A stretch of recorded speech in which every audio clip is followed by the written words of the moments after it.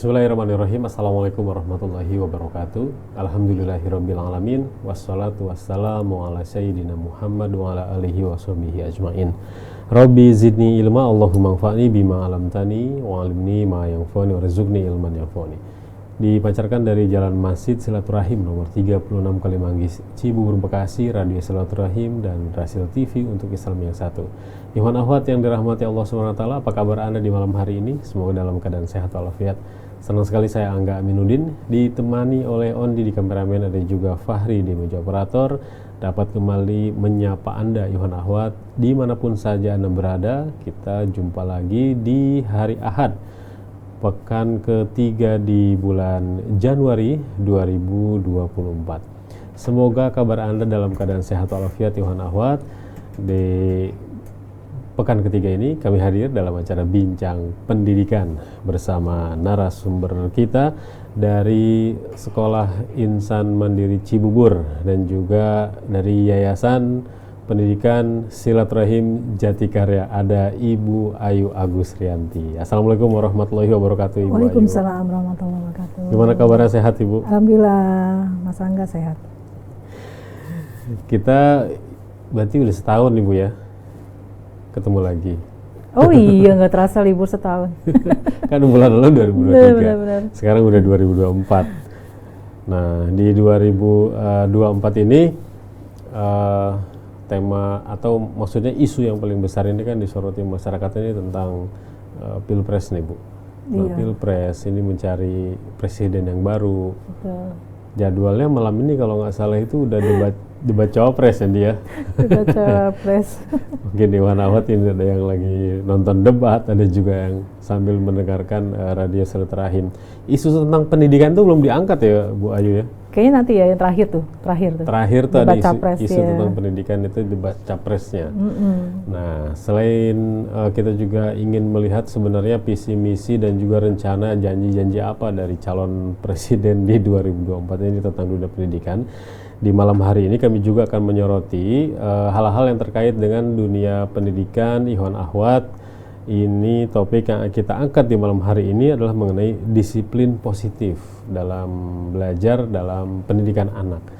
Nah, dalam salah satu kisi-kisi bahasan nih Bu Ayu yang sempat disampaikan kaitannya dengan disiplin positif, saya melihat ada salah satu latar belakang bicara tentang disiplin. Ini juga kan berbicara tentang bagaimana membantu mengatur perilaku murid ya, perilaku anak. Saya langsung googling, perilaku siswa di dunia pendidikan Indonesia saat ini tuh bagaimana sih? Karena saya googlingnya itu di media, ada yang media mainstream maupun media sosial, hampir 90% kok beritanya negatif semua. Serem ya? Iya. Perilaku murid misalkan, baru perilaku murid aja itu muncul berita-berita itu udah berita negatif semua. Dari mulai pembulian, lalu juga tauran. Dan jangan lupa Kak Angga, presiden itu sempat bilang bahwa presiden kaget katanya. Kok baru kagetnya sekarang ya? Wah, gitu. Ternyata guru-guru tuh stres, tingkat stresnya tinggi, termasuk ya karena perilaku siswa ya. Tadi baru kaget kok sekarang gitu. Iya itu. Kasus udah banyak dan kasusnya juga udah lama. Betul. Nah, jadi gitu pas di searching gitu ya, di googling, masih mengkhawatirkan kok itu ya. Sampai ada yang komen kalau di media sosial tuh, kenapa sih kok ngelihat perilaku anak sekolah sekarang isinya kok kejahatan semua gitu ya. Kejahatan yang paling mendominasi. Mungkin kalau untuk media bad news is good news mungkin masih menjadi teori mereka gitu ya. Viral ya. Iya, yang viral tuh yang buruk-buruk gitu ya. Nah, sekarang kita ingin melihat sebenarnya kedisiplinan di sekolah tuh sekarang tuh bagaimana sih. Lalu kembali lagi ke akar sekolah ya. Sekolah tuh sekarang udah menjadi institusi apa sih sebenarnya gitu ya. Apakah ada sebutan bahwa sekolah ini khusus untuk anak-anak pintar, sekolah ini khusus untuk anak-anak nakal, sekolah ini khusus untuk anak-anak yang berbeda misalkan. Akhirnya terjadi pengelompokan, ada jati diri yang berbeda, ada ego yang berbeda. Akhirnya terkenal itu sekolah tempatnya anak-anak nakal gitu. Masih ada ternyata yang begitu ya. Dan karena kasus juga banyak gitu. Nah, yang nahat di malam hari ini bersama Ibu Ayu kita akan melihat sebenarnya berawal dari mana pembahasan disiplin positif di dunia pendidikan bagi sistem pembelajaran itu, Bu Ayu? Mungkin bisa memulai bahasan kita di malam hari ini. Ya, bismillahirrahmanirrahim. Jadi Kang Angga gini, Kang Angga, ada satu fenomena yang memprihatinkan ya. Sebelum kita, kenapa sih anak-anak sekarang sebetulnya sih nakalnya atau perilaku negatif anak-anak sekolah, nakal kan dari zaman kita sekolah, nenek moyang kita ya. Udah ada. Walaupun versinya beda-beda. Yeah. Tapi satu hal yang memprihatinkan gini Kang Angga, problem dan kasihan kepada anak-anak gitu ya. Jadi gini, guru-guru itu Kang Angga, keluhannya adalah gini, aduh ini anak-anak sekarang kok ini ya susah diatur gitu ya. Terus kayaknya orang tua menyerahkan anak ke sekolah dalam kondisi anak-anak ini nih punya banyak PR pengasuhan gitu. Itu dari sisi sekolah tuh. Kalau mengeluh ke kita-kita nih ya, ke kepala sekolah, ke manajemen gitu. Di sisi lain Kang Angga, orang tua juga ada persepsi bahwa saya tuh pengen anak saya masuk sekolah tuh keluar-keluar perilakunya sudah positif gitu. Jadi pertanyaannya sekarang adalah siapa yang mau mensolehkan anak-anak kita? Orang tua berharap sekolah lah yang akan jadi mesin laundry, menjadi tanggung jawab sekolah gitu. Iya, mereka sudah bayar. Kalau sekolah swasta ya mereka sudah bayar, lulus-lulusnya terima beres, anaknya udah sudah paket lebih baik gitu keluarnya. Sedangkan kita ini pendidik di sekolah, betapa payahnya kita, tanda kutip gitu ya, melihat anak-anak yang banyak banget PR pengasuhannya Kang Angga.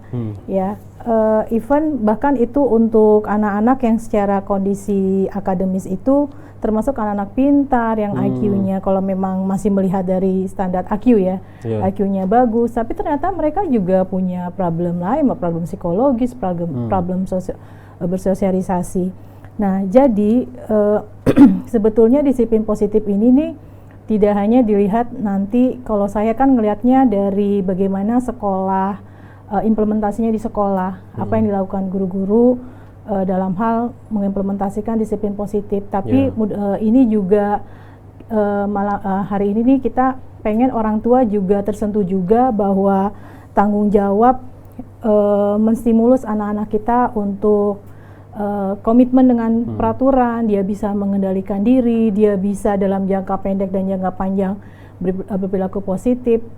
Jadi sama-sama gitu, nggak hanya di sekolah tapi juga di rumah. Nah, karena itu Kang Angga, disiplin positif ini nih udah kayak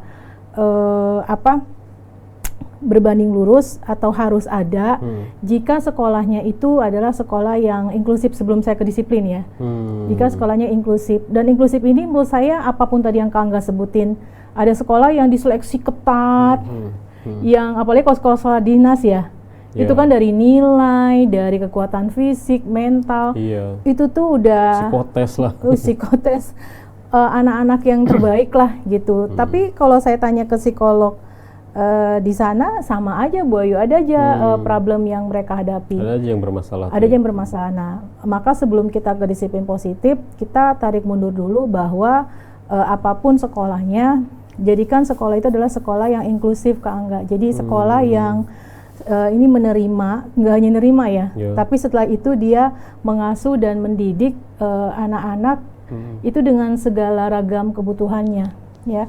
Baik mereka tuh tidak mengenal, sekolah inklusif tidak mengenal jenis kelaminnya apa, dia punya kebutuhan secara linguistik, mungkin ada problem secara kognitif, secara sosial, dari bahasa punya problem, semua kebutuhan anak-anak itu terakomodir gitu.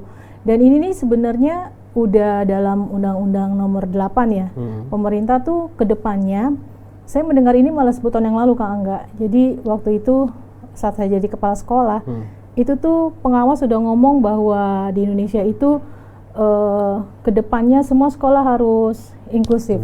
Ya, atau ini, inklusi ya. Oh, atau inklusi. Makanya saya dengar ada inklusif, ada inklusi. Iya, kalau inklusi sama kan atau beda itu? Iya, inklusi itu seakan-akan hanya menerima kita menerima anak-anak reguler dan anak-anak yang berkebutuhan khusus, autisme dan segala macam. Tapi inklusif itu lebih luas, Kang Angga. Inklusif lebih luas. Cuma memang untuk anak-anak yang handicap ya, punya kondisi cacat fisik, itu tuh sekolahnya juga harus ada sarana prasarana yang memadai ya, gitu. Tapi yang jelas di sini inklusif di sini adalah sekolah itu memahami bahwa anak harus menerima malah anak-anak yang tadi dengan beragam kebutuhan. Berarti tadi lebih terbuka dan memang sekolah itu sebaiknya ya yang bagusnya tidak ada proses seleksi ya, kecuali memang boarding. Kalau boarding kan kita juga 24 jam di sini memperhatikan anak-anak yang mungkin ada masalah psikologis yang berat yang itu malah semakin buruk jika dia tinggal di asrama. Itu tuh biasanya nanti terlibat psikolognya juga. Karena kan tinggal bareng kalau boarding. Tinggal bareng. Nah, gitu. Kak Angga bayangkan dengan di sekolah itu kalau sudah inklusif dengan beragam kebutuhan tadi masuk ke sekolah dan kita menerima mereka, mengasuh mereka, apa yang terjadi jika kita tuh menetapkan aturan, mengajarkan mereka berperilaku positif, masih dengan cara-cara yang otoriter, cara-cara kekerasan, untuk menjadi perilaku yang buruk itu kita bisa bayangkan. Saya mungkin nangkepnya kenapa dikatakan disiplin positif? Berarti ada disiplin negatif ya? Sebenarnya bukan, nanti kita akan ke arah apa sih bedanya hukuman sama disiplin. Gitu. Gitu Kak Angga. Jadi kenapa disiplin positif itu harus hadir? Karena tadi tiap anak itu punya beda-beda kebutuhan. Gitu. Itu yang pertama gurunya harus terima. Gitu, menerima. Setelah itu ya siapapun dia. Itu. Jadi harus menyiapkan guru yang bisa mengajarkan semua murid. Betul. Dan kita harus menyiapkan guru yang sudah tuntas dengan dirinya sendiri juga kan. Dia bisa mengatasi. Kalau gurunya masih tantrum juga, masih baperan, itu susah tuh. Iya, guru ada yang tantrum ya. Ketularan murid atau bagaimana gitu. Nah, dari disiplin ini mungkin bisa disampaikan dulu pentingnya disiplin itu dalam sekolah itu seperti apa sih? Iya, sekolah adalah miniatur kehidupan yang nanti anak-anak kita akan hidup di dalam komunitas itu kan, di masyarakat di mana dia akan lepas dari orang tuanya kan. Dan berbicara tinggal di dalam komunitas pasti berbicara ada peraturan yang harus sama-sama kita hormati, kita jalankan. Dia tahu apa hak dan kewajibannya, dia bisa beretitude baik gitu. Nah, sekolah adalah tempat kita mengajarkan itu Kang Angga, bahwa kamu tuh nanti kamu harus sadar bahwa dengan miniatur di kelas dia punya temen yang beda-beda, dia dilatih di situ gitu untuk respect, menghargai, nggak boleh bully gitu, sehingga nanti kelak mereka sudah mandiri, tinggal di dalam lingkungan, mereka tuh jadi orang-orang yang patuh sama peraturan dalam arti mereka menjaga hak dan kewajiban orang lain gitu ya, dan bisa beratitude yang positif gitu. Tapi kan kita balik lagi nggak ada pertanyaan yang mengulik ya. Orang-orang yang sekolah di pesantren dengan pendidikan yang luar biasa pasti dijaga lah ya, hafalan yang banyak gitu. Tapi itu ternyata tidak menjaga dia dari perbuatan korupsi misalnya. Apa yang terjadi gitu? Atau orang-orang yang memang pinter, berprestasi, attitude-nya selama sekolah dan kuliah baik-baik saja, tapi ternyata korupsi. Ada apa dengan ada apa dengan sudut pandang dia tentang peraturan gitu. Di saat tidak ada orang yang mengawasi, pimpinan yang mengawasi, mereka masih melakukan tindakan negatif bahkan kejahatan. Nah, itulah kenapa disiplin positif itu penting Kak, bahwa apa yang dilarang apa yang harus dihormati, pengendalian diri itu tuh bukan lahir dari ancaman, bukan lahir dari karena hukuman, tapi lahir dari kesadaran diri sendiri. Itu kenapa disiplin positif itu penting ya di sekolah. Gitu. Apa yang perlu dipahami atau dipelajari oleh siswa sih di sekolah ini tentang kedisiplinan itu? Iya. Sama gurunya sendiri sama juga? Gurunya, iya. Nah, kalau dari sisi gurunya, dan ini nanti divalidasi ke anak ya Kak Angga. Pertama adalah gurunya harus kenal siapa anaknya Kak Angga. Jadi waktu anak-anak masuk awal tahun sekolah tuh, gurunya tuh mengamati, mengobservasi. Dan kita paham bahwa ada anak-anak yang pinter dalam arti cepat belajarnya, ada anak yang supel, pokoknya guru itu seneng banget ya. Komunikatif, ceria gitu ya, tugasnya selesai, hormat sama guru dan seterusnya. Tapi ada juga anak-anak yang belajarnya lambat, ada anak-anak yang perlu belajar secara private gitu, berdua dengan gurunya, ada anak-anak yang senengnya bully, ada anak-anak yang pemberontak, sulit nurutnya, ada anak yang senang membantah, gitu. Dan itu tuh gurunya harus melihat semua itu tuh dari sisi yang tidak selalu negatif gitu ya, tapi lihat dari sisi positifnya dan lihat bagaimana itu terjadi gitu. Kenapa anak ini menyendiri? Kenapa anak ini suka menyerang temennya? Bisa jadi dari keluarga yang bermasalah biasanya. Nah itu guru perlu mengenal yang pertama muridnya seperti apa. Dan itu tuh semakin besar anak, apalagi untuk usia SMP SMA, anak-anak perlu divalidasi bahwa kamu tuh punya problem begini. Jadi ada dialog secara private ya berdua. Jadi dia bisa tahu tuh, oh masalah aku adalah ini nih, aku belum fokus, aku masih senang main-main belajarnya gitu. Nah, dimulai dari dia mengenal dirinya sendiri dulu Kang Angga. Dari situ tuh mulai dari gurunya, saya pikir yang pertama adalah gurunya ya, perlu menyontohkan bahwa gurunya itu apapun yang dilakukan anak, satu dia tidak reaktif gitu. Dengan tadi kalau kita kenal muridnya kan kita jadi paham ya, dia punya problem luar biasa ya, mungkin dari rumah, tidak mungkin reaktif lingkungan. tuh maksudnya tidak reaktif gimana? Saya harus anggap ingat nggak waktu kita sekolah, kalau ada anak misalnya gangguin temennya, apa yang kita lakukan? Atau berantem, zaman kita sekolah, guru BK misalnya atau siapa kesiswaan ngelihat teman kita nih cowok berantem, biasanya apa yang dilakukan gurunya tuh? Ya dipisah, habis itu diapain? Dihukum ya? Disidang, dihukum gitu ya.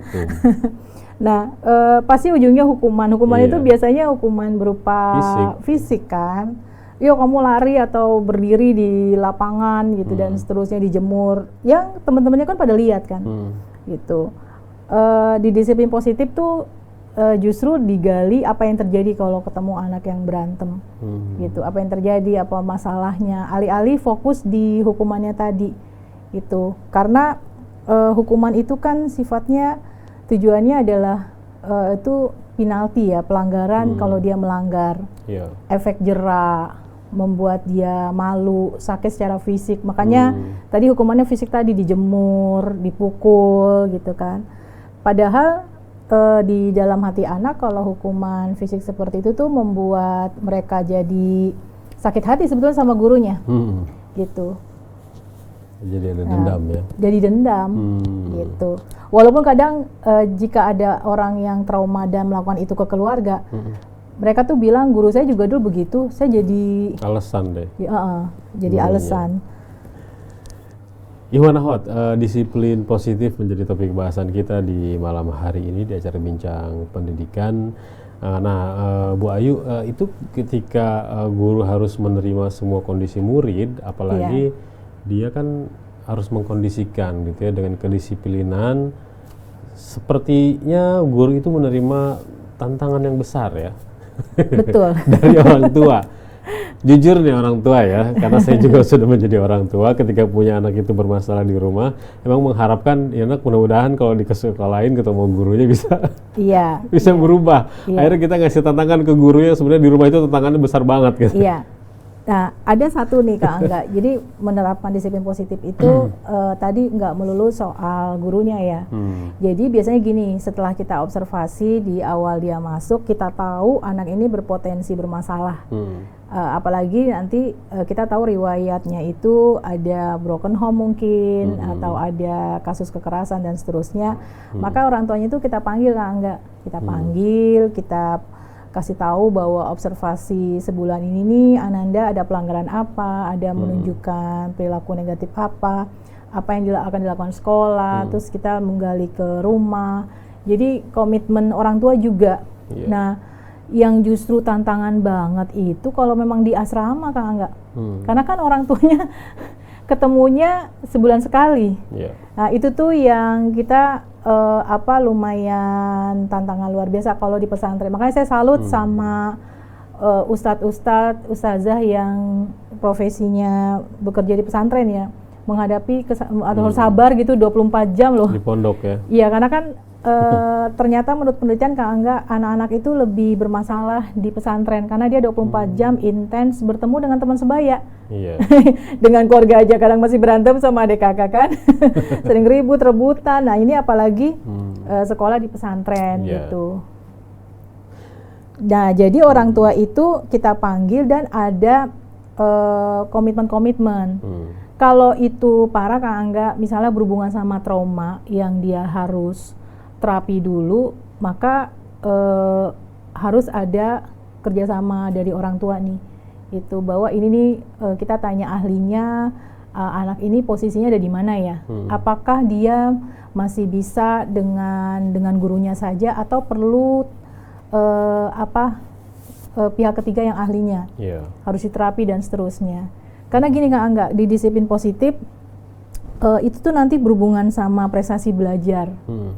Kadang kan orang tua, udah deh saya juga dulu, kalau pengalaman saya ya, udah Bu saya juga dulu begitu nakal di sekolah, gitu ya. Tapi saya sukses tuh jadi bla bla bla itu tadi alasan-alasan. Mencontohkan dirinya. Padahal ya kita beri pengertian gitu.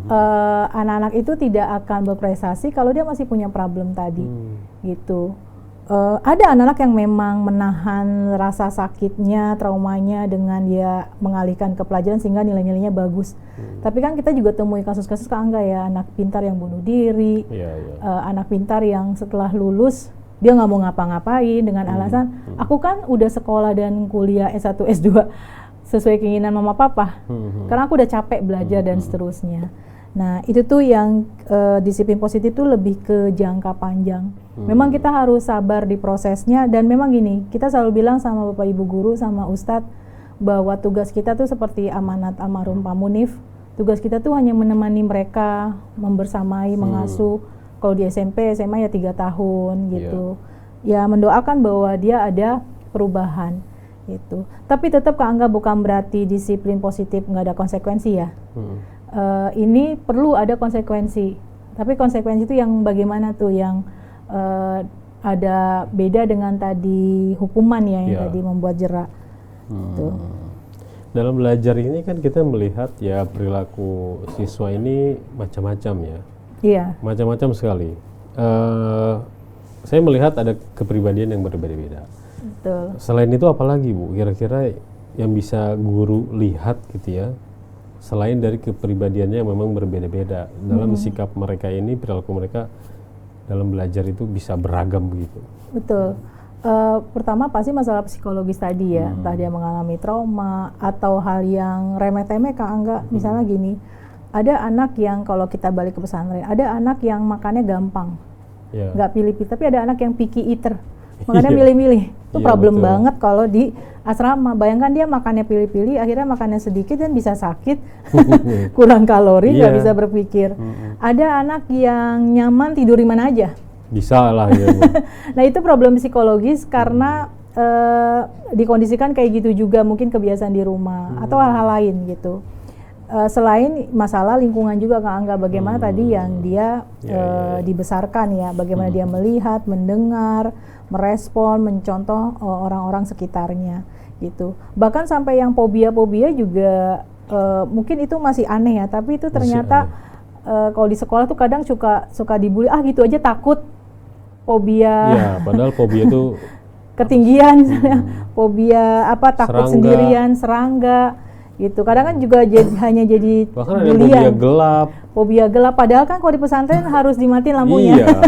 Ada yang dia kalau nggak pakai lampu nggak bisa tidur. Ada juga yang kalau terang nggak bisa tidur. Iya, itu.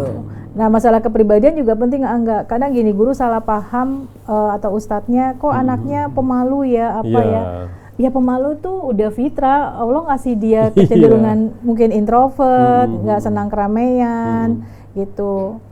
Dia butuh biar akrab, butuh orang yang kenal dulu. Nah, kalau gurunya nggak mengenal tadi, maka akan salah nanti treatmentnya sehingga anaknya bukan malah lebih positif, malah muncul masalah baru. Ada orang yang perlu didekati dulu, baru dia bisa kenal. Betul. Istilahnya ada yang nggak didekati juga dia udah aktif sendiri gitu. Ada juga. Betul.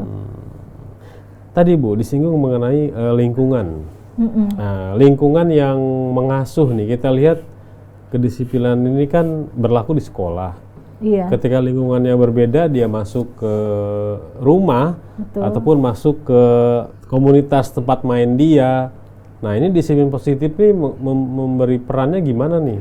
Nah, ini kuncinya ada di semua kita, nggak cuma guru ya. Disiplin positif kalau di sekolah insan mandiri kita tuh semua warga sekolah Kak Angga menciptakan lingkungan yang kondusif tadi. Nggak boleh ada bulian, nggak boleh ada labeling gitu.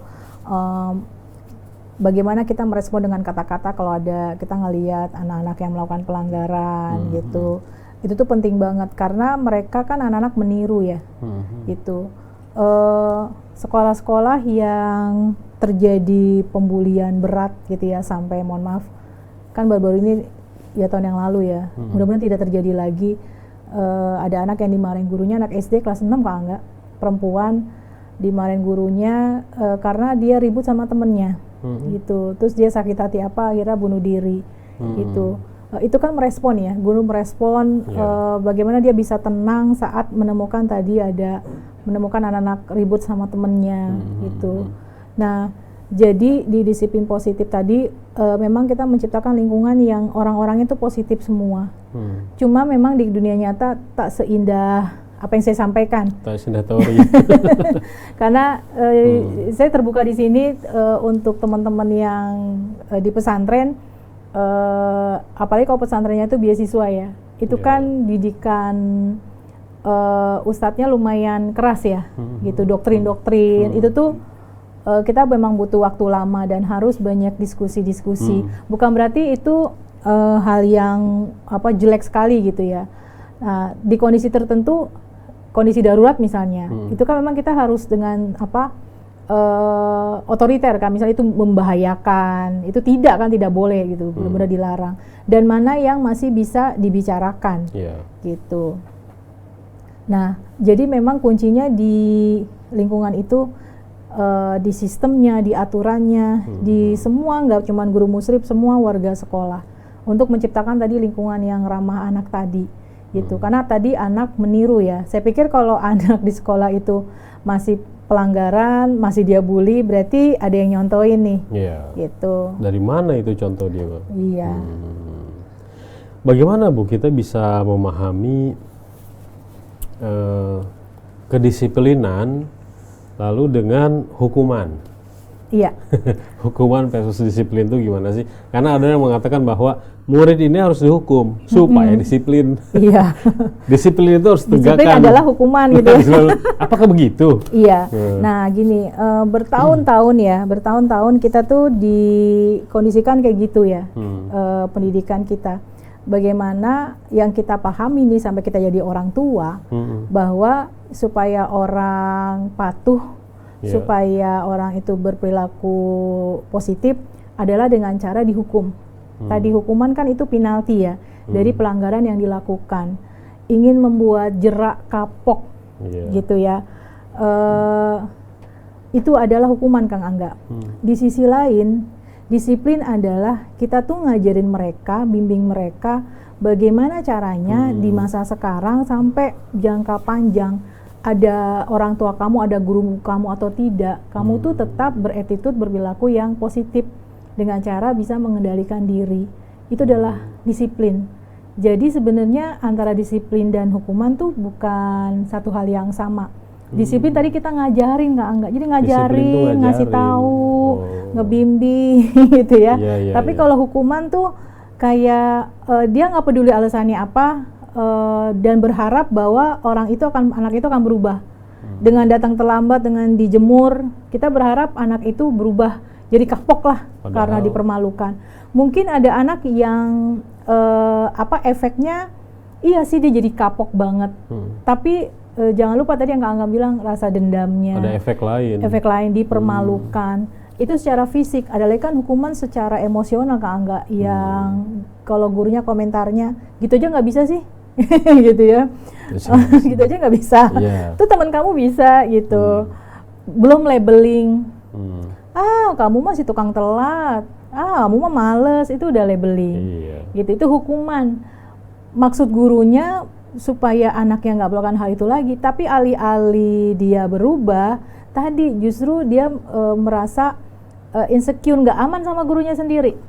Boro-boro makin deket sama gurunya, tapi kayak ada jurang. Beda dengan disiplin itu tuh gurunya ngelatih, ngebimbing. Apakah di situ tidak ada konsekuensi? Ada Kak Angga. Itu ada konsekuensi logis. Ada konsekuensi memang yang dia sepakati gitu sama gurunya atau dengan teman sekelas. Konsekuensi itu perlu ada. Contoh sederhana, biasanya kalau kita orang tua di rumah ya, kalau ngeliat anak menghilangkan barang, mecahin barang, respon misalnya ibu-ibu gitu ya, marah. Atau di kelas mana kamu kok nggak bawa misalnya Tupperware atau apa gitu buat makan gitu ya, atau menghilangkan barang, sendal kamu mana gitu hilang, terus malah dihukum berdiri di depan kelas gitu. Padahal kan problemnya adalah dia menghilangkan barang kan. Artinya adalah ya udah barangnya itu harus diadain lagi. Barang yang dia hilangkan, barang yang dia rusak tuh harus diganti. Tanggung jawabnya itu, konsekuensinya adalah itu gitu. Itu ya, mengajarkan kedisiplinan. Berarti kan tujuannya beda sekali nih, kelihatan jelas gitu ya. Tadi hukuman tujuannya untuk membuat jerak. Iya, dengan hukuman untuk akar masalahnya apa, dia harus tahu.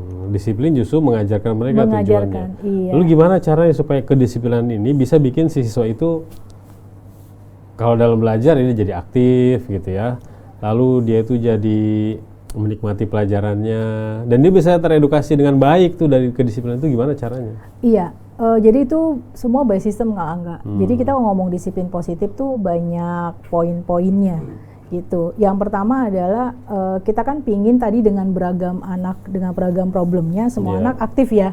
Sehingga kalau semua anak aktif, dia menikmati pembelajaran dan indisipliner itu tereduksi gitu. Kita pengennya begitu. Nah itu tuh semua ada sistemnya Kak Angga. Salah satunya adalah yang pertama kuncinya selain tadi mengenal anak, yang kedua gurunya Kak Angga. Gurunya harus merubah gaya ngajarnya. Ya, gaya ngajar itu kan ada gaya ngajar otoriter.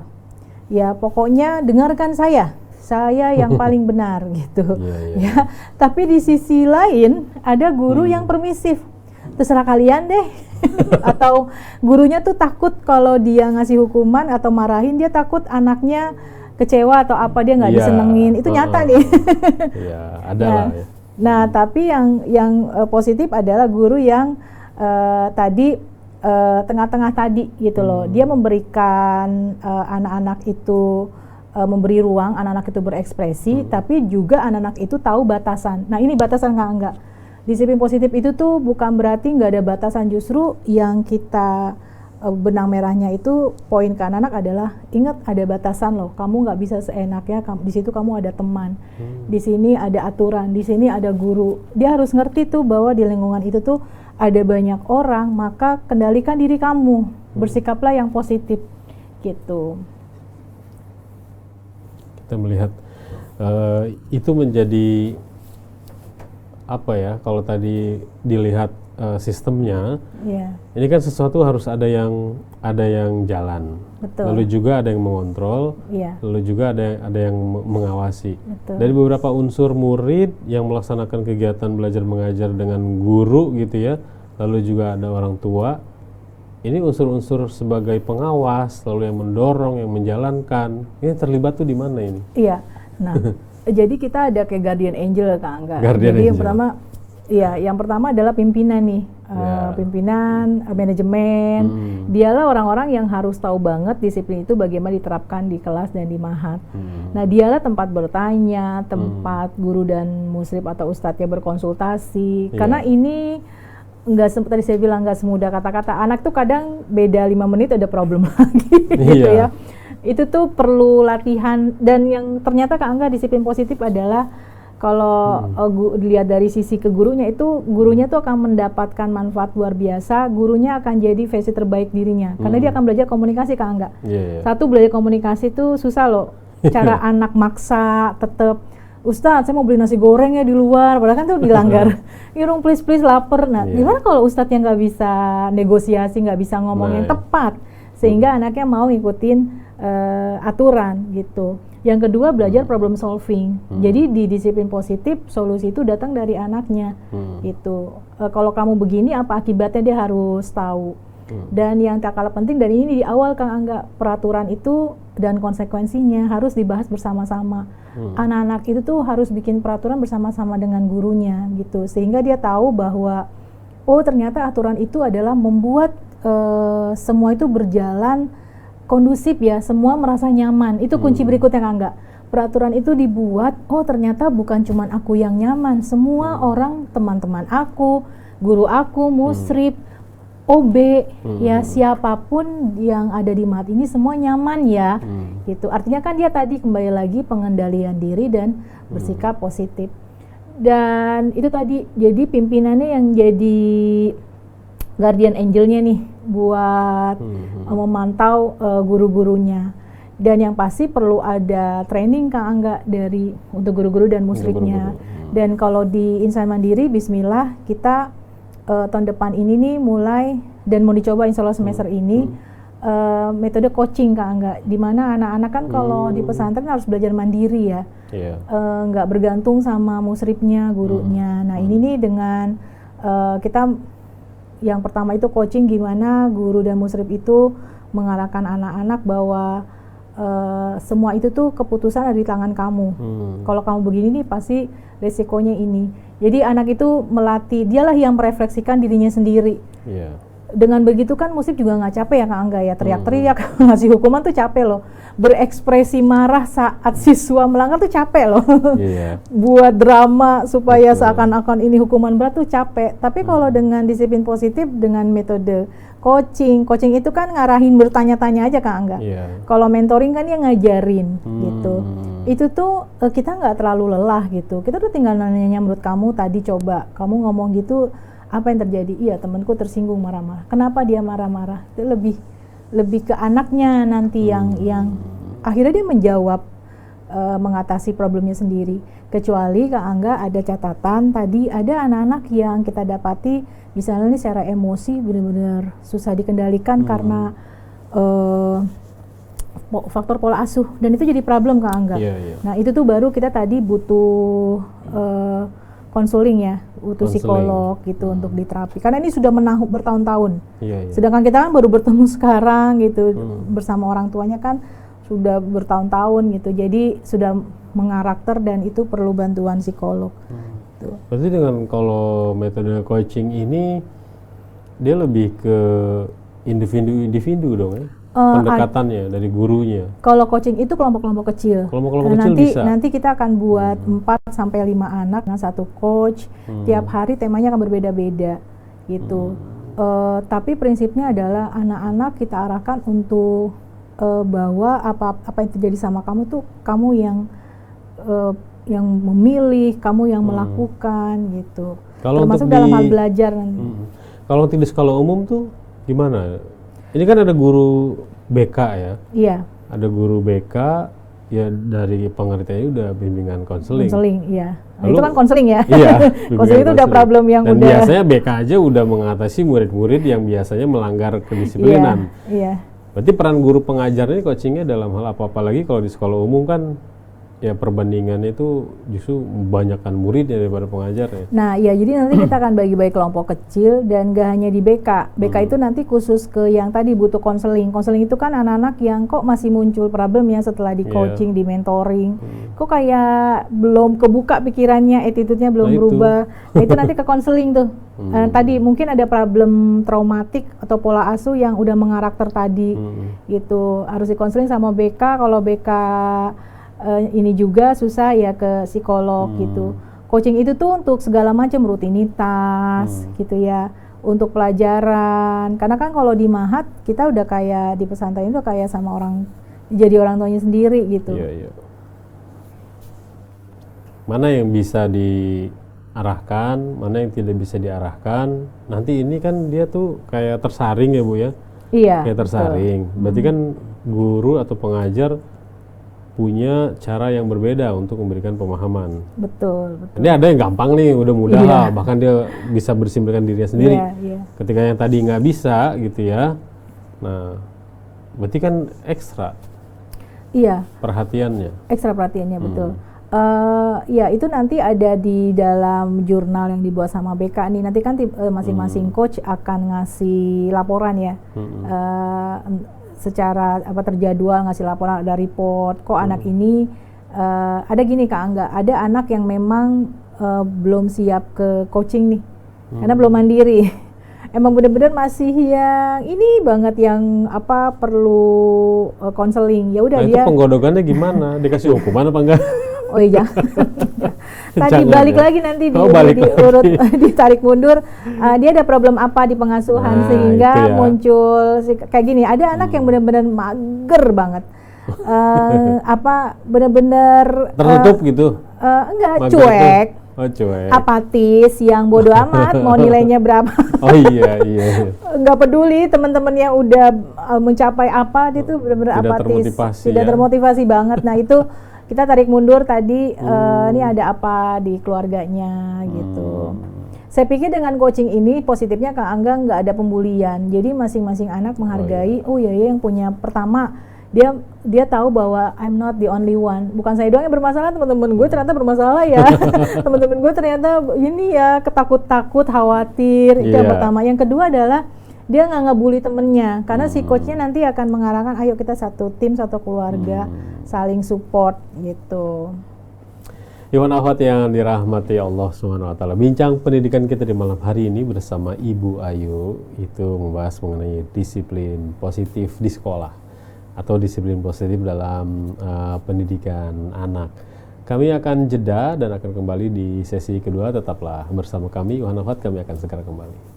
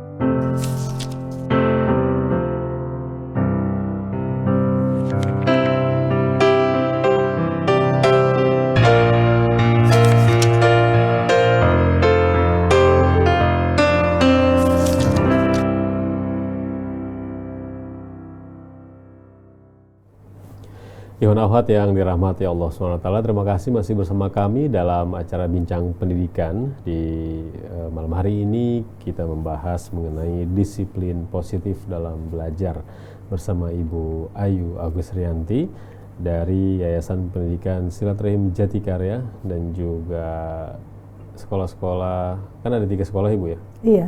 Dari mulai SD, Silaturahim Islamic School, ini SD-nya, lalu Insan Mandiri Ciwur SMP dan SMA khusus putra. Khusus putra boarding. Awal tahun ini sudah membuka pendaftaran Bu ya? Sudah, dan kita masih terus buka untuk SMP dan SMA-nya terutama ya. Karena kan pesantren ini pendengar hasil dari mana-mana nih, seluruh Indonesia. 2024 ini ada wajah baru nggak sih dari SIS dan juga IMC-nya? Iya. Wajah baru sudah dimulai dari tahun pelajaran kemarin ya. Bahwa untuk SD SIS kita kurikulumnya manusia itu karena sudah kurikulum merdeka, maka kita pakai kurikulumnya manusia, terutama berangkat dari modulnya nih Kak Angga, di mana modulnya buat sendiri, terus lebih memantik minat dan bakat siswanya, gitu ya. PBQ-nya lebih nanti kegiatannya lebih menantang, lebih kreatif gitu. Nah untuk SMA kita ada desain cita-cita yang dimana merancang cita-cita anak-anak SMA sehingga dia tidak bingung memilih kampus ya, dalam hal ini jurusannya gitu setelah lulus SMA. Nah untuk SMP kita nanti lebih fokus pada pengembangan minat bakat mereka kan, karena di SMA anak-anak tuh seharusnya sudah tahu minat dia apa, passionnya apa. Nah di SMP ini nih yang nanti akan lebih digodok ya kegiatan-kegiatannya gitu. Dengan letak di sekitaran Studio Rasil, karena emang arealnya udah jadi areal silaturahim ya. SD, radio, masjid dan juga pondok itu berdekatan. Walaupun masih ada sekat-sekat tembok. Itu jalan kaki. Masih jalan kaki, dan itu sudah alumninya udah berapa angkatan nih Bu kalau untuk SMA-nya? Ada, kalau nggak salah 5 angkatan ya. Udah 5 angkatan. Iya. Dan udah ada yang bekerja juga. Iya berarti udah yang bekerja. Masya Allah. Kalau 5 angkatan tuh. Iya. Ada yang balik lagi mengabdi nggak? Ke sekolah? Belum ya. Belum. Selama ini dari Bu Ayu pernah ngajar beberapa murid, lalu sekarang mereka kan sudah ada yang mungkin kuliah, kerja, yang berbekas gitu, ada nggak yang kontak sama Ibu gitu, yang Ibu lihat gitu ya murid-murid? Sebentar, saya ralat nih, saya lupa. Saya melupakan Ustaz Dahlan. Ustaz Dahlan itu angkatan pertama. Oh iya. Sampai beliau lulus. Dahlan itu. Iya, lulus. Saya ngajar juga dia waktu pas. Iya kan? Sempat ya kan? SMA saya ngajar dia. Sekarang kan udah jadi sekarang dia ngajar ya. Quran Camp-nya kan di rumah Tafiznya udah lulus. Itu alumni The Real. Itu alumni tuh. Itu angkatan pertama. Angkatan pertama.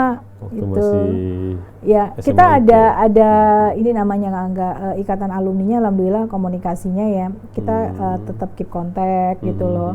Bahkan dengan desain cita-cita nanti tuh ada sesi ketemu alumni. Terutama ada juga yang kuliahnya di luar ya. Di berbagai negara, di Al-Azhar. Jadi nanti mereka akan sharing di dalam salah satu program desain cita-cita gitu. Saya mau mengaitkan dengan ini sebenarnya pas ketika saya tanya alumni-alumni itu, tadi kedisiplinan itu kan bisa memberikan tujuan dengan jangka pendek dan jangka panjang. Iya. Nah, jangka panjang berarti kaitannya dengan hidup mereka kan. Betul. Mereka tuh dapat pendidikan, dapat misalkan prinsip hidup harus jujur dimanapun berada. Itu kan diajarinnya misalkan sekolah nih. Apakah dalam kehidupan nyata mereka juga masih pegang sampai sekarang misalkan gitu? Atau dengan datang selalu tepat waktu, selalu patuh kepada guru, apakah masih diterapkan sampai sekarang? Ibu nemu itu nggak dari alumni-alumni gitu gitu? Iya. Disiplin jangka panjang itu gimana dilihatnya? Iya. Kalau yang sekarang kan kelihatan banget tuh Ustaz Dahlan tuh ya. Ya terlihat lah cara didikannya dulu, ustadz-ustadznya, guru-gurunya. Itu tuh dia bilang dia jadi niru tuh gaya-gaya ngajar dulu guru-gurunya tuh. Jadi kan terekam ya 3 tahun di sini di Mahat yang baik-baik tentu saja gitu, yang mengena di hatinya. Itu tuh karena dia di sini juga memilih mengajar. Jadi awalnya Ustaz Dahlan itu hanya magang karena kan passionnya memang fokusnya di tahfiz ya, gitu. Tapi lama-lama ya nyemplung lah ke sini jadi pegawai, jadi pengajar di Insan Mandiri.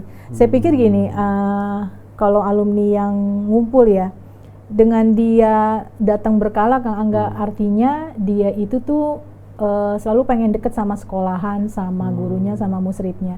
Artinya apa? Kalau selama ini ngajarnya guru-guru di sini tuh otoriter atau egois, membuat mereka nggak nyaman, ya, membuat mereka nggak berkembang, nggak kreatif. Saya pikir mereka nggak akan datang-datang lagi tuh. Kayak udah jadi musuh lah istilahnya. Tapi selalu ada aja yang datang nggak alumni itu. Dan nyamperin gitu ke kantor gitu. Apalagi kalau ada ikatan alumni, berarti kan masih. Dan pasti mereka tuh happy banget kalau biasanya kan ikatan alumni diundang pas Ramadan, yang buka bersama tuh mereka nggak melewatkan gitu. Oh iya betul itu. Tapi dari perjalanannya Ibu ya, ini kita secara umum melihat kedisiplinan di sekolah penting sekali ada. Iya. Tapi bagi sekolah juga hukuman pun dirasa penting, karena kalau nggak ada hukuman untuk murid-murid yang melanggar dan berperilaku buruk gitu ya, itu tidak ada cara lain misalkan hanya dengan hukuman saja. Tapi saya ingin melihat, kita kan harus mengupas sebenarnya kenapa gitu sampai ada siswa yang berperilaku buruk gitu. Kalau di sekolah itu yang bisa Ibu analisa itu apa Bu? Saya mungkin menanggapi hukuman dulu. Tetap dalam Islam pun diajarkan ya, pada poin apa, perilaku apa yang anak itu harus ada tadi efek jerak, yaitu yang berhubungan dengan kriminal kalau enggak. Kriminal, pidana, itu pasti ada hukuman. Tapi yang masih tanda kutip kenakalan negatif-negatif yang masih ya karena ketidaktahuan, belum berkembang kepribadiannya atau kemandiriannya, ya tetap disiplinnya positif ya tanpa kekerasan. Nah sebetulnya gini, ternyata apa yang dilakukan sehari-hari pendidik ya, guru dan musrif itu kadang-kadang malah yang mengakibatkan anak-anak berperilaku buruk nih. Nah, misalnya apa ya? Yang keseharian, yang aktivitas keseharian belajar ya. Misalnya anak itu dapat tugas terlalu mudah atau terlalu sulit. Terlalu mudah, anak-anak tuh jadi cepat selesai, gangguin temennya, meremehkan, menyepelekan, nggak ada tantangan, menyepelekan gurunya, menyepelekan pelajarannya, nggak mau ikut pelajarannya. Mungkin itu kali ya anak yang bolos-bolos, gitu. Atau terlalu sulit tadi. Atau kebalikannya terlalu susah membuat mereka frustasi. Gitu. Aduh, nih gurunya makin susah, soalnya makin muridnya nggak bisa, makin merasa berhasil. padahal itu mengakibatkan mereka berperilaku buruk gitu.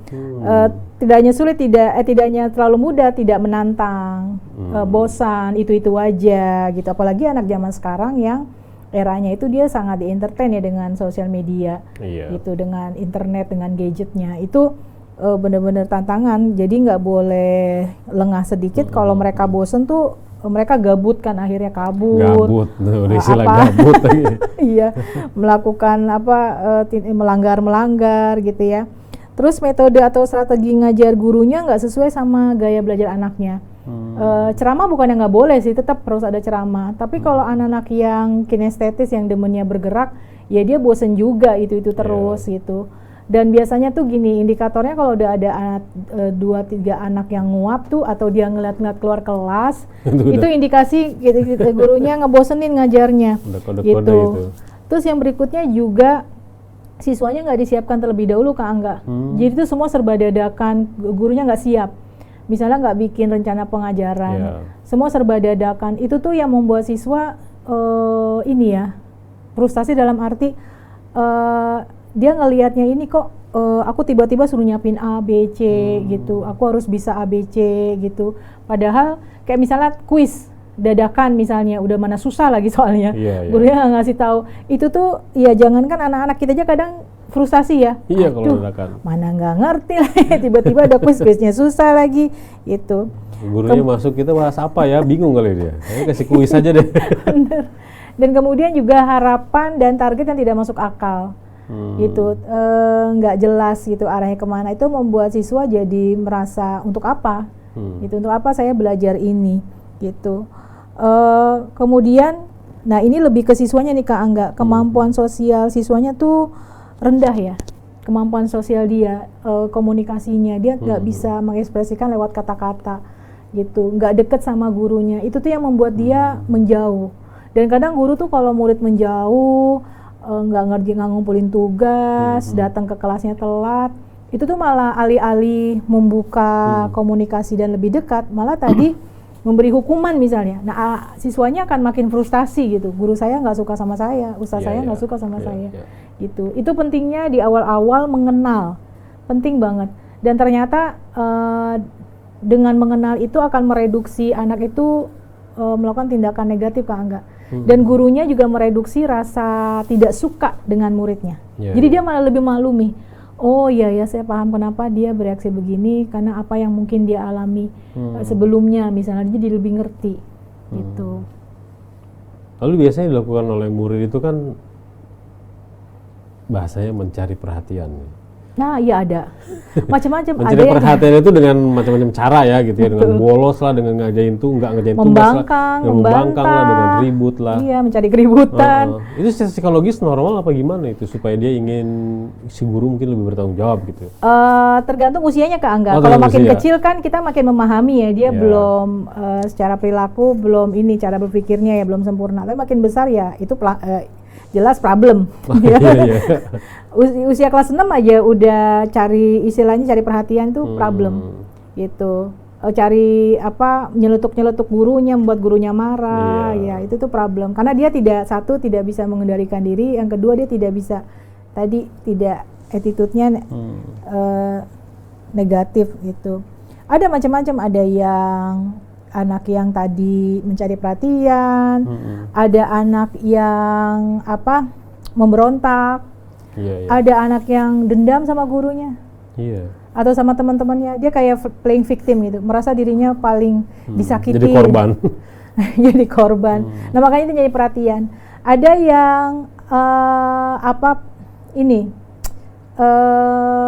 memposisikan dirinya lemah, kayaknya nggak bisa deh saya saya nggak bisa begitu, aduh susah aduh banyak banget nih target hafalannya. Karena belum apa-apa. Belum nyoba gitu.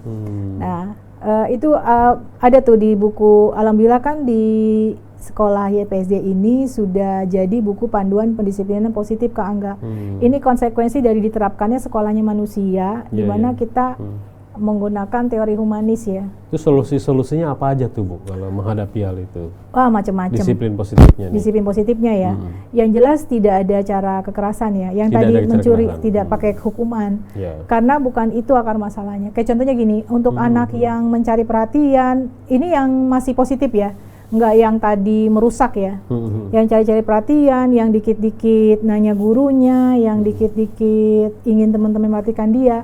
Itu tuh kita justru kalau dia lagi nyari perhatian, kita nggak usah kasih respon. Cuekin. Iya, tunjukkan bahwa saat ini saya lagi ngajar. Saat ini Bapak, Ibu guru, Ustadz lagi bantu teman kamu nih yang lagi ngajarin misalnya. Tapi justru di saat dia tidak mencari perhatian, kita deketin dia. Gimana? Kamu ngerti nggak? Jadi dia akan tahu bahwa tidak selamanya, atau dia harus tahu kapan dia bisa meminta perhatian gurunya, meminta perhatian ustadznya.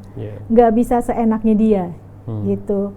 Jadi kalau kita malah menimpali anak yang nyari perhatian ini, dia nggak akan sungguh-sungguh tanda kutip ya, akan gitu terus nyari perhatian dan kasih apresiasi kalau dia sudah bisa mengendalikan cari perhatiannya itu.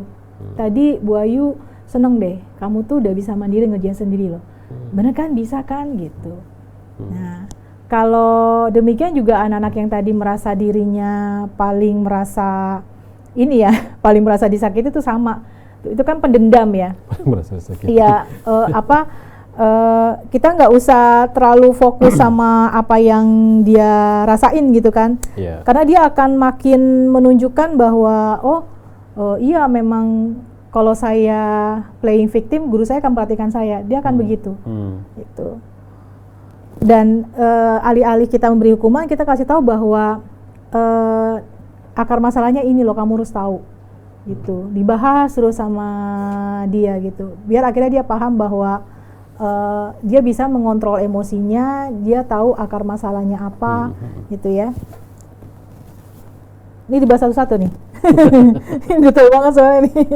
Ya secara umumnya aja. Iya. Nah, terus anak-anak yang pendendam ini Kak Angga, saya pikir gini, anak-anak yang bermasalah, apalagi dari mulai yang sederhana sampai yang negatif, merusak, mengganggu, itu tuh cobalah dengan hubungan yang positif dulu dengan muridnya. Itu menggali, mengenal dia. Mungkin dia di rumah anak-anak yang diabaikan. Biasanya kan gitu ya, anak-anak yang diabaikan di rumah, tidak tervalidasi perasaannya, dicuekin lah tanda kutip. Nah, mungkin dengan kita di luar jam sekolah, kita deketin dia, ngobrol. Bahkan broken home. Karena kan dia hanya butuh kasih sayang gitu ya. Butuh perhatian gitu. Berarti memang memperhatikan perasaan murid itu ini penting ya? Penting banget. Karena rasa itu kan mempengaruhi apa yang dipikirkan. Yang dipikirkan mempengaruhi apa yang ditindakan, yang dilakukan. Gitu. Jadi ketika anak itu malas belajar kelihatannya, ogah-ogahan ikut kegiatan, itu tuh kita harus tahu ada apa nih. Apa mungkin hanya capek gitu. Kan sekarang kalau dua-duanya bad mood gimana? Muridnya bad mood, gurunya bad mood. Bener banget, dan itu sering terjadi. Gurunya harus stay away dulu, menjauh. Stay away, menjauh. Kalau dia tahu, dia bilang gini, misalnya ini anak-anak sekelas lagi caper banget sama gurunya, gurunya udah capek ngajar dari pagi gitu ya, di jam siang misalnya, udah mendidih nih gitu kan gurunya. Oke, Bu Ayu lagi emosinya lagi nih ya, lagi naik, lagi kesel, divalidasi aja perasaan kita apakah enggak gitu. Karena kalian masih berisik, Bu Ayu menenangkan diri dulu. Break dulu ya. Ya, break dulu. Kalau enggak, nanti kita sama-sama emosi, gitu. Dan itu kayak gitu-gitu tuh disepakati di awal kan enggak. Makanya ada wali kelasan kayak tadi coaching. Dikasih tahu gini, oke, teman-teman, kita kan namanya di kelas, kita kayak di rumah aja nih. Kadang kamu juga capek, tugas banyak. Misalnya kita lagi deket ujian, kamu stres, under pressure. Guru juga gitu sama, under pressure. Terus kadang-kadang nih kalau kita lagi sama-sama emosi, kamu capek, emosi, guru juga emosi, maka salah satu di antara kita harus, kami sebagai guru, kita akan cooling down ya, keluar sebentar. Dan itu disepakati di awal kan enggak. Jadi anak-anak tuh ngerti banget kalau gurunya, oh ya lagi menenangkan diri. Dia akan meniru, kalau dia marah, dia akan menenangkan diri. Alih-alih reaktif. Tidak usah ditenangkan oleh orang lain. Iya. Oke, nah sekarang saya ingin masuk ke bagaimana disiplin positif ini dari ikatan guru dan murid, kita masuk ke parenting. Iya. Nah, bekerja sama dengan orang tua. Nah, ini bagaimana, Boy? Bekerja sama dengan orang tua. Kira-kira sebagai orang tua, apa yang harus mereka lakukan untuk ikut berperan membangun disiplin positif anak?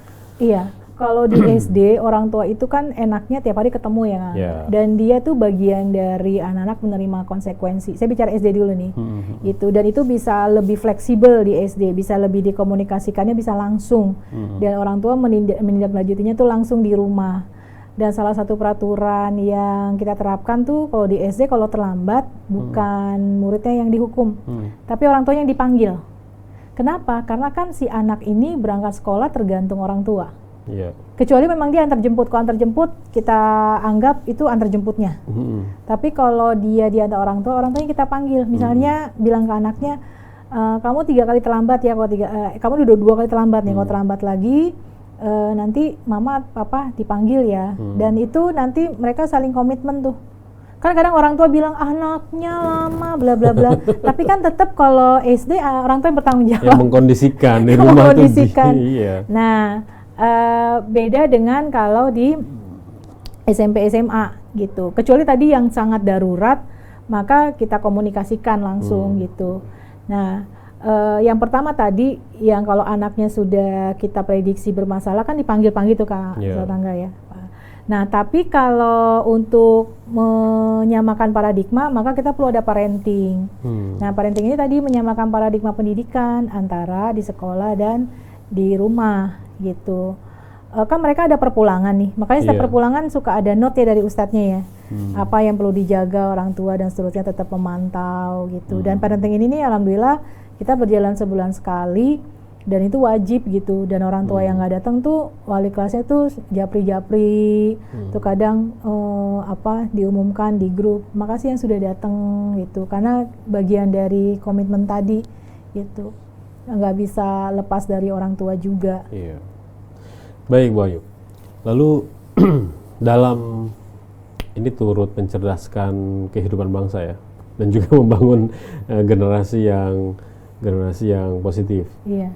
Disiplin positif dalam sekolah ini bagaimana perannya untuk menyiapkan generasi di luar gitu, ketika mereka keluar dari sekolah gitu? Iya, iya. Tadi dengan kita pendekatan yang penyadaran ya ke siswa, itu tuh dampaknya akan bagus banget buat nanti jangka panjang gitu. Dia tahu bahwa di mana dia dididik di sekolah, bagaimana guru-gurunya menanamkan attitude yang baik, mengkondisikan lingkungannya, bagaimana gurunya berinteraksi dengan dia di kelas, itu tuh dampaknya akan amat sangat positif gitu. Karena tadi disiplin positif itu kan penyadaran ya, dan produk dari disiplin tuh kayak atlet sebetulnya, Kak Angga. Atlet itu kan yang pertama jatuh bangun lagi, dia konsisten gitu, komitmen. Dan seperti disiplin itu seperti orang yang berhenti ngerokok. Jadi walaupun di situ nggak ada orang tua, nggak ada pasangan, kalau ada yang nawarin rokok dia nolak tuh. Nah itu baru orang yang disiplin. Ini disebut disiplin. Kalau kalau dia attitude-nya kalau ada orang yang ngawasin, di saat tidak ada orang dia masih melakukannya, maka belum disiplin. Oh, kalau dalam ibadah itu tuh ihsan ya? Ihsan, itu benar. Nggak ada orang, dia tetap khusyuk. Bukan hanya ada mertua khusyuknya. Iya benar. Atau ada calon baru dia soleh. Nah kita berharap itu kita pinginnya lulusan insan mandiri itu seperti itu gitu. Anak-anak yang dia itu seperti Aldi tadi komitmen gitu ya. Dan tadi pengendalian diri gitu. Dan itu tuh kan penting banget ya. Apapun nanti dia kuliah, dia bekerja, dia tidak akan mudah terpengaruh. Berarti ini juga yang bisa menjawab ketika kita lihat kondisi saat ini banyak kenakalan remaja terjadi di lingkungan. Iya, betul. Itu bisa meminimalisir ketika mereka di sekolah itu sudah disiplin, di rumah sudah disiplin. Iya, dan jangan salah ya kalau ya anak kan menyontoh ya Kak. Nah, selama di lingkungannya ada ya dari orang tua misalnya, atau lingkungannya mencontohkan yang nggak benar, di sekolah mungkin benar, tapi di lingkungan misalnya itu kan luar biasa sekarang fitnahnya ya anak-anak kita tuh. Nah pentingnya ya orang tua juga tetap berkomunikasi dengan anak gitu. Itu. Baik Bu Ayu, dari ini kita sudah di penghujung waktu acara bincang pendidikan kita di malam hari ini. Disiplin positif dalam pendidikan ataupun di sekolah. Sebagai penutup Ibu Ayu, dari seluruh bahasan kita, yang perlu kita garis bawahi dari disiplin positif ini apa? Iya, saya pikir gini, akan jadi apapun anak-anak kita ya, sekolah memang tempat anak-anak menghabiskan waktu yang cukup lama selain di rumah. Dan keberhasilan anak-anak menjadi berprestasi, akhlaknya bagus, memang tuh salah satunya adalah sekolah.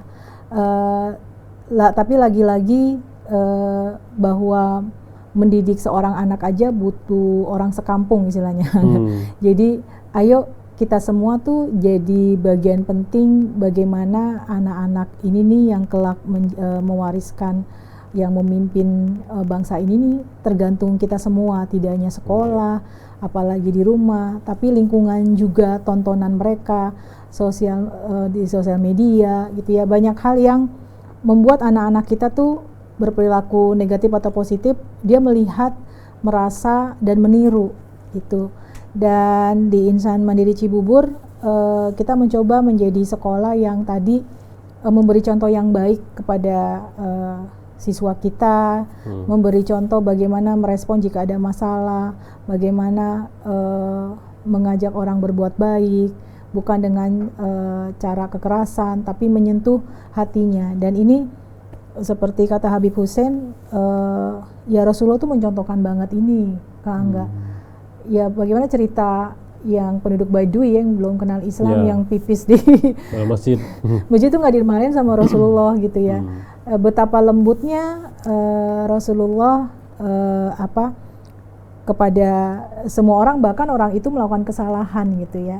Nah, itu kenapa tidak kita implementasikan itu di pendidikan gitu. Insya Allah kalau dimulai dari orang tua, lingkungan, apalagi sekolah mengondisikan pendisiplinan secara positif, saya pikir kita optimis ya ke depan Indonesia punya pemimpin-pemimpin yang istiqomah, nggak bakal terjebak dalam rayuan-rayuan apa yang buat mereka malah melakukan tindakan-tindakan yang negatif gitu ya. Tapi jadi pemimpin yang tadi komitmen dan ihsan tadi ternyata ya. Ihsan tadi. Betul. Ada nggak ada orang dia tetap berbuat baik gitu. Baik, luar biasa Ibu Ayu penjelasan kita di malam hari ini mengenai disiplin positif di lanjutan bincang pendidikan. Semoga apa yang disampaikan oleh Bu Ayu ini bermanfaat bagi kita semua. Amin. Terima kasih banyak Bu Ayu atas penjelasannya. Iya, dan sama-sama. juga Ikhwan Akhwat, demikianlah bincang pendidikan kita di malam hari ini. Semoga kebersamaan Anda bersama kami ini memberikan hal-hal yang positif, dan juga mudah-mudahan acara kita ini diberkahi, ilmunya nanti bermanfaat. Dari studio kami undur diri, mohon maaf atas segala kesalahan kata. Billahi taufik wal hidayah. Subhanakallahumma wa bihamdika asyhadu an la ilaha illa anta astaghfiruka wa atubu ilaik. Assalamualaikum warahmatullahi wabarakatuh.